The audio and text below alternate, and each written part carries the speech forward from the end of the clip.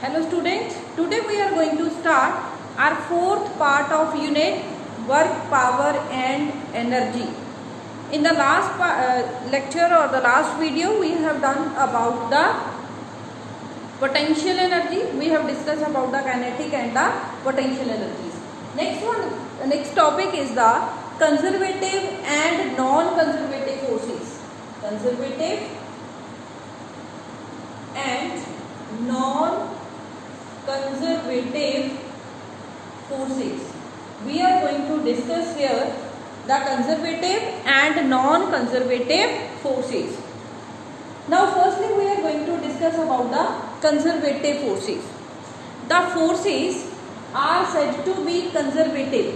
A force is said to be conservative if work done by or against the gravitational force is independent of the path. It depends only on the initial and final positions, then that force is called the conservative force. Means in this case, work done depends only on initial and final positions. Initial and final positions. It does not depend on the path. Then that type of the force is said to be conservative force. Now next one is the non-conservative force. If the work done depends on the path. Work done depends on the path. Depends on path followed by the particle, then the force is said to be non-conservative force. The example of the non-conservative force is the frictional force, or the frictional force is non-conservative in nature. Conservative forces are the gravitational force, electrostatic force. These forces are conservative forces.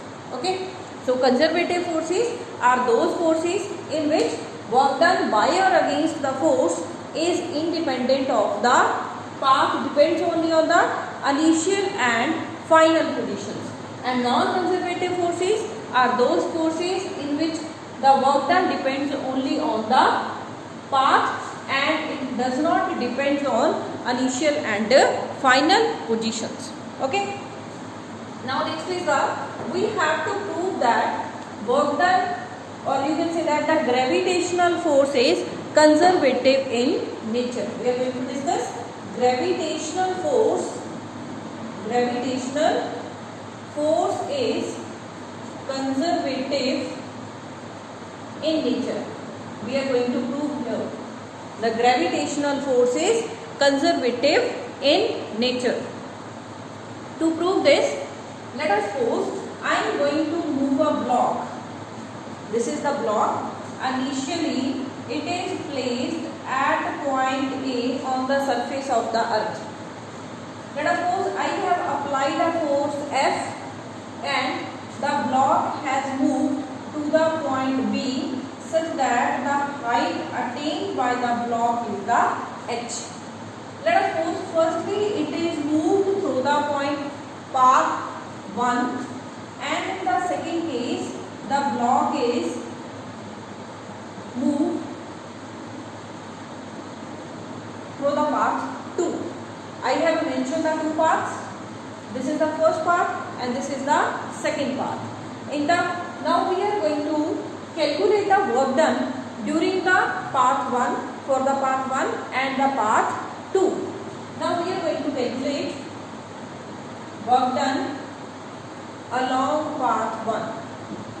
Along path 1. Work done is equal to force into displacement. We are going to use this formula. In this case, the force acting on the object is equal to the gravitational force. So, work done will be equal to mg, height covered is the h. So, work done for the first path is mgh.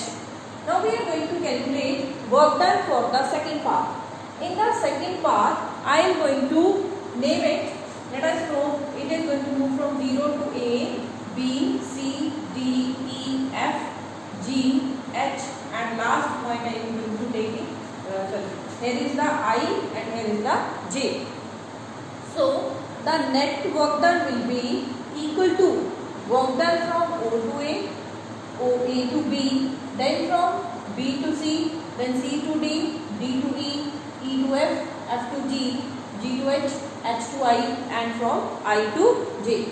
So work done 2 will be work done from O to A, work done from A to B, plus work done from B to C, plus work done from C to D, work done from D to E, plus work done E to F, plus work done F to G, plus work done from G to H, plus work done from H to I, and plus work done from I to J.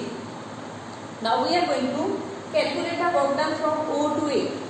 Whenever the work done is from O to A, the displacement covered is from O to A and the force is acting vertically downward, or if you are saying that the force is acting vertically upward, we have applied some force.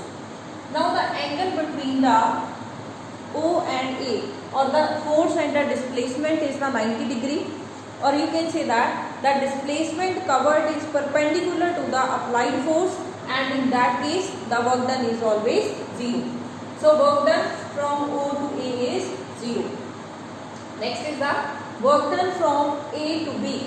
Let us suppose the height covered is the H1, then the force is acting gravitational force mg and the height is H1. In that case I am writing from here work done to 0 plus mg H1. Then B to C, again from B to C the displacement is perpendicular to the direction of the force, so the work done will be 0.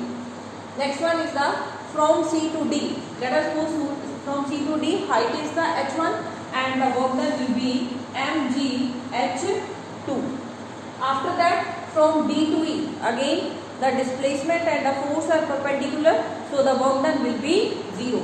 So next term is the 0. Next from E to F, let us suppose height covered is the H3. The work done will be mg H3, and F to G again work done will be 0. From G to H, if height is the H4, work done is mg H4 plus H to I.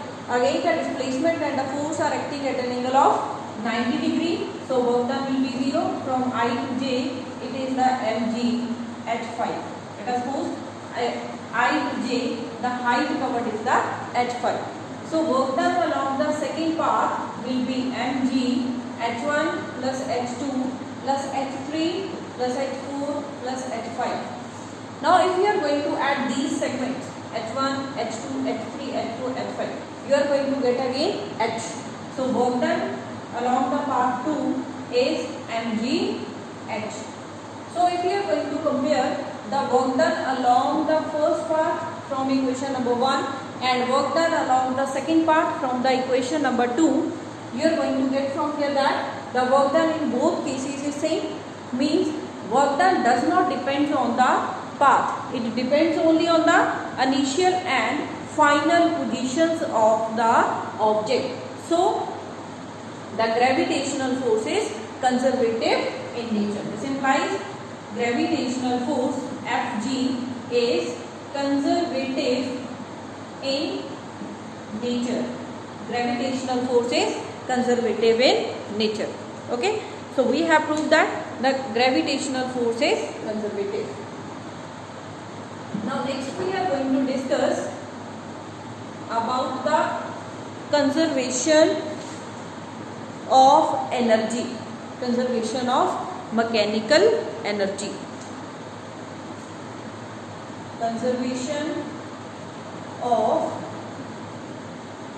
mechanical energy. Now what is the mechanical energy? Mechanical energy is the sum of kinetic energy and potential energy. Now work done is equal to minus of delta U. This is called the work done is equal to the negative of potential gradient. Okay, or you can write from here work done minus of U2 minus U1. final potential energy minus initial potential energy. Name it equation number 1. We have done about the work energy theorem. According to work energy theorem, work done is equal to change in kinetic energy. Delta K is representing the change in kinetic energy. So work done is equal to K2 minus K1. Final kinetic energy minus initial kinetic energy. Equation number 2. From equation 1 and 2 we are going to get K2 minus K1 is equal to negative of U2 minus U1. From here we will get K2 plus U2 is equal to K1 plus U1. Means sum of the final kinetic energy and potential energy, that is equal to the sum of initial kinetic energy and initial potential energy. Or you can say that sum of kinetic energy plus potential energy, that is constant. This is the conservation of mechanical energy. For the system, the mechanical energy remains conserved. This is known as the law of conservation of mechanical energy. Now next we are going to discuss about the conservation of mechanical energy for the freely falling body. Conservation of mechanical energy, conservation of mechanical energy for freely falling body. Conservation of mechanical energy of freely falling body. Now let us suppose an object of mass m is falling freely. Let us suppose this is the surface of the earth and object is falling downward direction. Object is falling in the downward direction from point A to point C. Let us suppose this height is h, or the object is thrown from height h. Now in between I am going to consider any point B such that it is at a distance x from point A and at height h minus x from the surface of the earth, or you can say that from the point C. Now in this question what we are going to do? We are going to find the mechanical energy at a point A, mechanical energy at point B, mechanical energy at point C, and then we will prove that at point A, B and C mechanical energy is the same, so the mechanical energy of the freely falling body is conserved.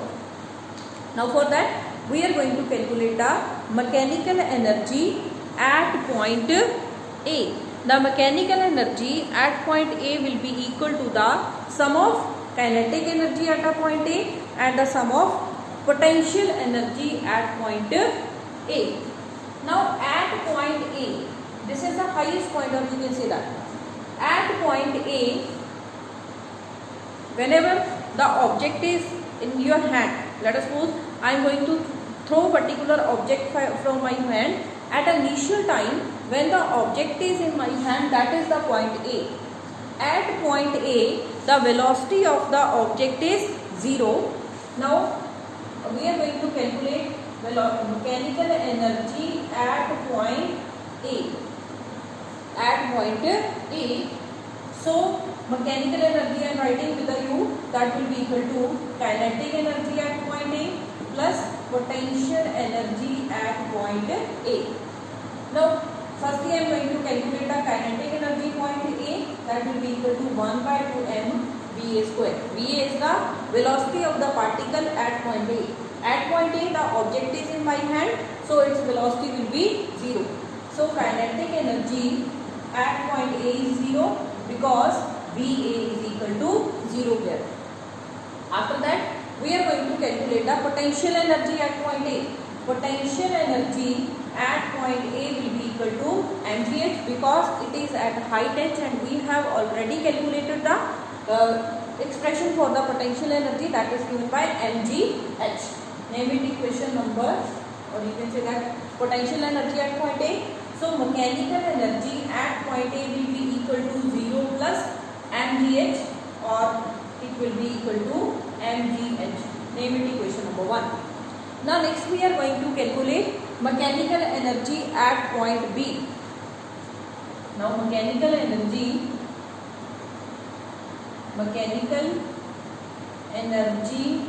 at point B.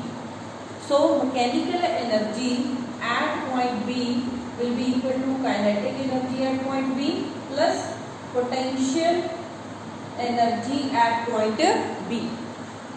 Now to calculate the mechanical energy at a point B, firstly we have to calculate the kinetic energy at point B. To calculate the kinetic energy at point B, you should know the velocity of the particle at point B. Now if from point A to B, object has covered the distance, that is x, so we can calculate the velocity at the point B by applying the formula bb square minus ba square is equal to 2gx is equal to 2gx. Now bb we have to calculate, ba is 0, that is 2gx. So bb square will be equal to 2gx. From here we can calculate the kinetic energy at point B, that is 1 by 2 and bb square. So kinetic energy at point B will be equal to 1 by 2 into 2gx. I have put the value of the bb square here. From here you are going to get the answer, kinetic energy at point B, that is equal to gx. Sorry, m is also here, mgx. After that we are going to calculate the potential energy at point B, that will be mg. The point B is at height h minus x. So the potential energy at point B will be equal to mgx, kinetic energy at point B, plus mgh minus mgx. I have written here by opening the bracket, that is the h minus x.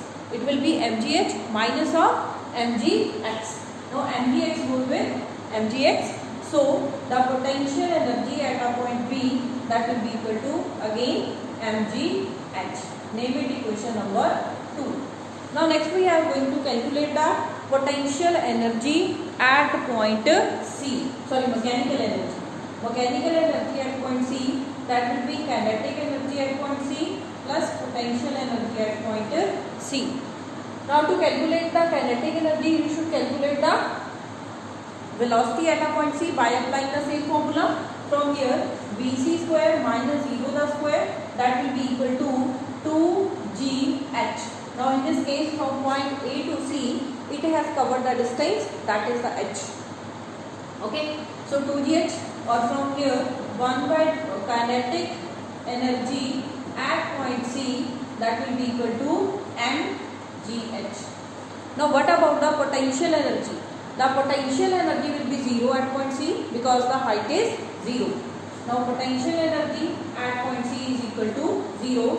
So the mechanical energy will be equal to mgh again. Mgh plus 0, it will be mgh. Now name it equation number 3. Now if we are going to compare the equation 1, 2 and 3. In the equation 1, the potential energy at a point A is mgh.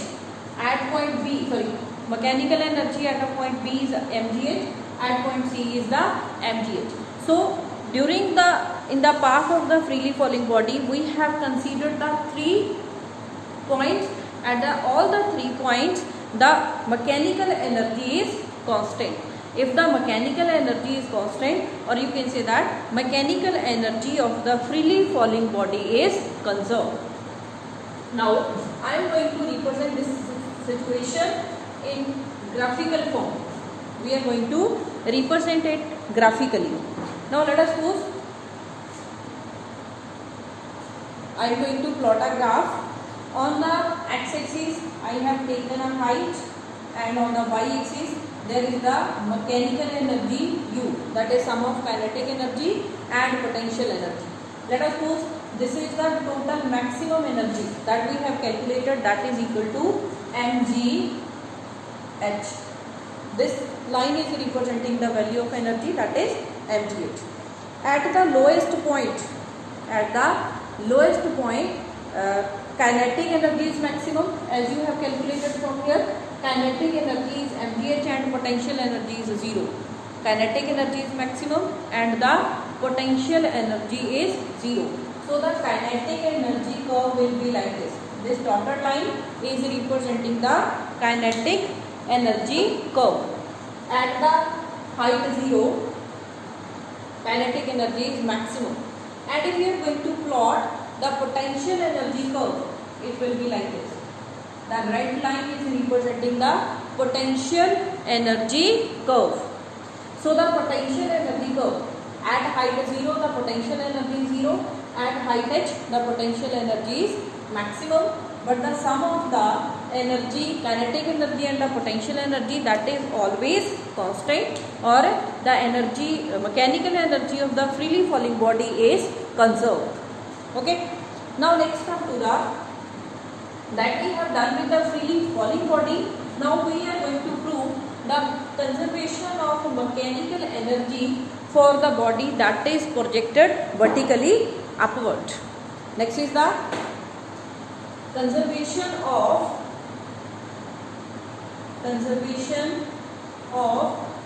mechanical energy projected vertically upward.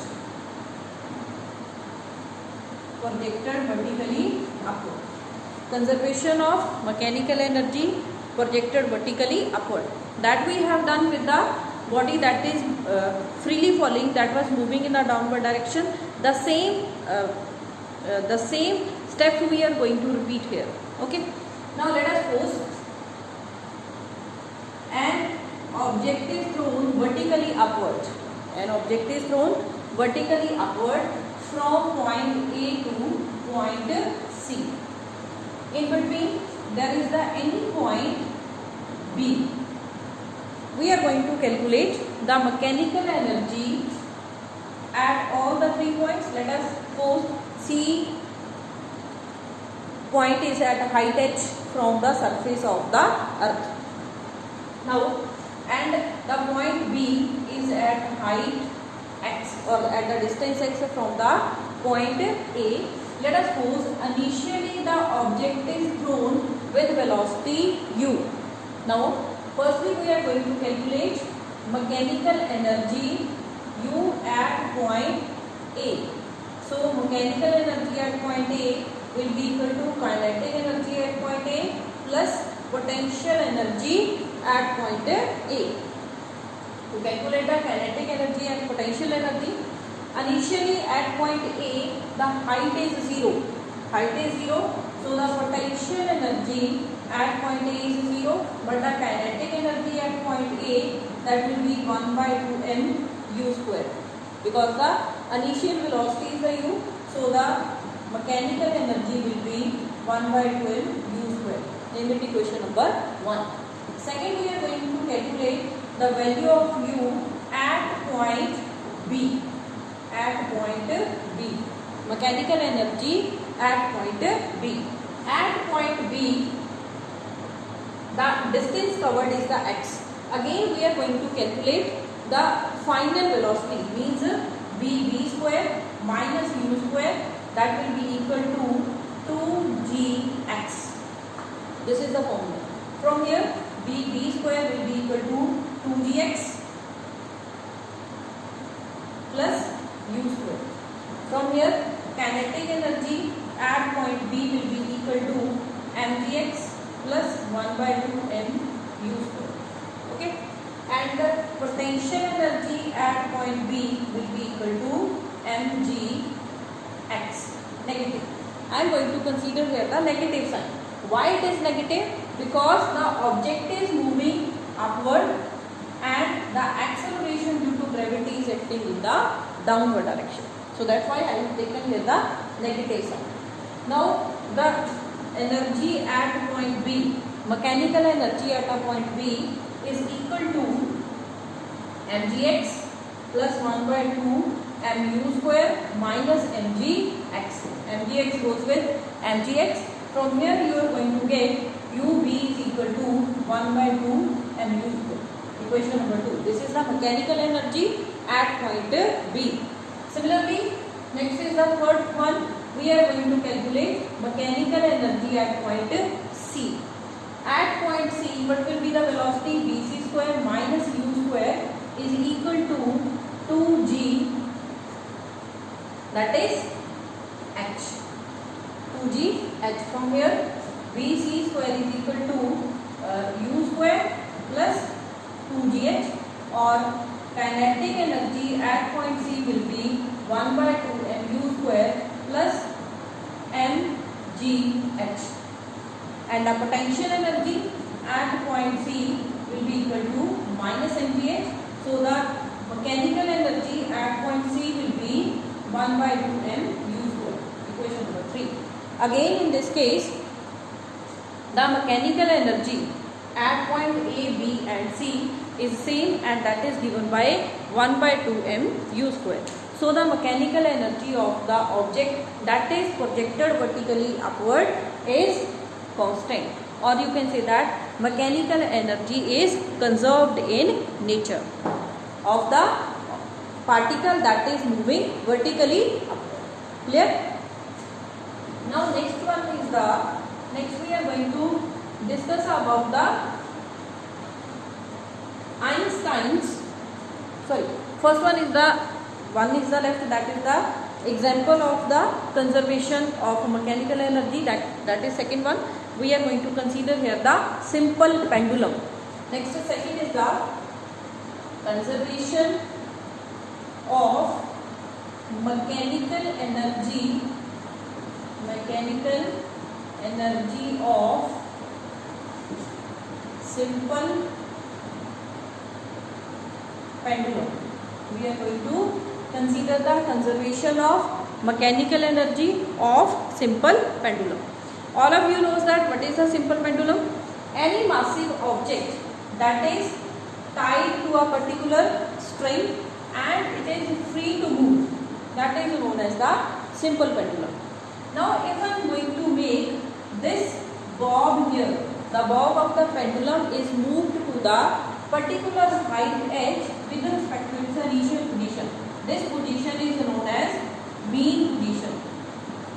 This is known as mean position, and this is known as extreme position. This is known as extreme position. Okay. Now at the extreme positions, the height is maximum but the velocity is 0. At mean position, height is 0, velocity is maximum. Similarly, on this side there will be the extreme position. Here will be again velocity will be 0, h will be maximum.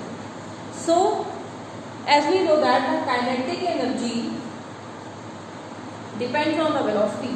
So, the kinetic energy at the extreme positions will be 0 and the potential energy will be maximum. At mean positions, the kinetic energy will be maximum and the potential energy will be 0. And the sum of the kinetic energy and the potential energy will be always constant. So, the mechanical energy of the simple pendulum is conserved in nature. Now, next, if we are going to represent it graphically, let us suppose this line is representing the total energy. This is representing the total energy, that is equal to kinetic energy plus potential energy. So, this is the mean position, and let us suppose these are the two extreme positions. At mean position, kinetic energy is maximum, and at extreme positions, potential energy is maximum. Now we are going to plot a graph. This line, the red line is representing the kinetic energy curve. Okay, the potential energy curve will be, this one will be This is the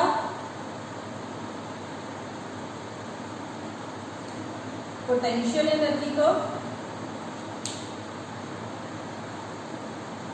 Potential energy at extreme positions it is maximum, and at mean positions it is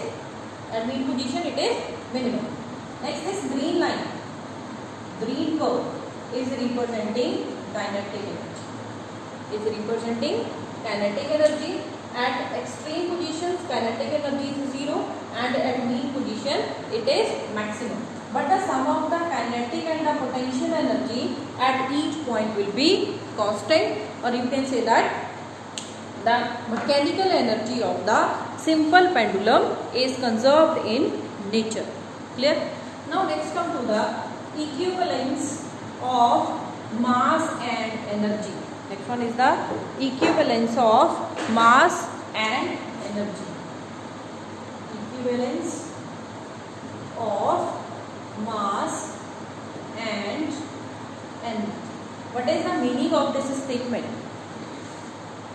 Or it is also known as the Einstein's mass energy equivalence, because it was given by the Einstein. What is the meaning of this statement? According to this statement, energy can be converted into mass and mass can be converted into energy, or the mass and energy are interconvertible, and Einstein's mass energy relation is given by mass energy relation is given by E is equal to mc square. This is the mass energy equivalence. Okay, this is the mass energy equivalence. Now next one is the examples of mass energy equivalence. First one is the, you are going to consider the annihilation of matter. Annihilation of matter. Annihilation means destruction of matter. Whenever you are going to destroy the matter or particular mass is going to be destroyed, in that case equal amount of energy is produced. So the example of the annihilation of matter is the, we have an electron plus positron. Electron and positron are going to combine to form the two gamma rays. Gamma is the energy ray. Energy rays are there, or the form of energy is here. And electron, all of you knows that. What is the electron? Positron is known as the antiparticle of electron. So the electron and positron are going to combine. After combination, the electron and positron will disappear, and there is the formation of the two gamma rays, each having the energy 0.51 mega electron volt. This is the first example of the mass energy equivalence. The second one is the pair production. Second one is pair production. Pair production is the reverse of annihilation of matter. Means in this case, two gamma rays, or the one gamma ray of energy 1.02 mega electron volt is going to disappear, and there is the production of electron and positron. Electron and positron. In this case, you will get two gamma rays are going to, or one gamma ray is going to disappear, and there will be the production of electron and positron. Condition is the gamma should be equal to 1.02 mega electron volt. The energy of the gamma ray should be equal to 1.02 mega electron volt. Clear? So this is the mass energy equivalence. According to this, the energy can be converted into mass and mass can be converted into energy. Now next come to the, this is all about the energy. Here we have another topic, that is energy. Next come to the power. What is the power? Power, all of you knows that power is the rate of doing work. If a one person is able to do more work, in the small time we are saying that he is more powerful as compared to the others. So power is defined as the rate at which the work is done. Power is rate of doing work. The rate of doing work is called the power. ठीक है. Power can be average or the instantaneous. Average power is total work done upon total time delta T. If you are going to calculate the instantaneous power will be equal to dW by dt, rate of change of work done. Means if the time interval is very small and we are going to calculate the work done in which you have calculate the work or do the work in which if time interval is very small, then the power is said to be instantaneous power. Next is the units of power. In SI system it is watt. In SI system the unit of power is watt. Now next one is we are going to find the relation between the power and energy. Relation between power and energy. Relation between power and energy. All of you know that power is equal to work done per unit time, or the rate of doing work. Power is equal to work done per unit time, and work done is equal to energy. Whenever we have defined the energy, there we are going to write the work done. So from here power is equal to E by T, or E will be equal to power into time. This is the relation between the energy and power. Now next one is we are going to calculate the power in terms of force and velocity. Power in terms of force and velocity. As we know, power is given by dW by dt. As we know, power is given by dW upon dt, and the work done is given by F dot S. That this formula we have calculated, that the work done by the constant force is equal to the dot product of force and displacement. From here P is equal to F dot ds by dt, because at particular time the constant force is acting. F dot ds by dt, and rate of change of displacement is called the velocity. So power is F dot v. This is the relation between the power, force and velocity, or you can say that we have expressed power in terms of force and velocity. So power can be written as Fv cos theta. If I am going to open the dot product.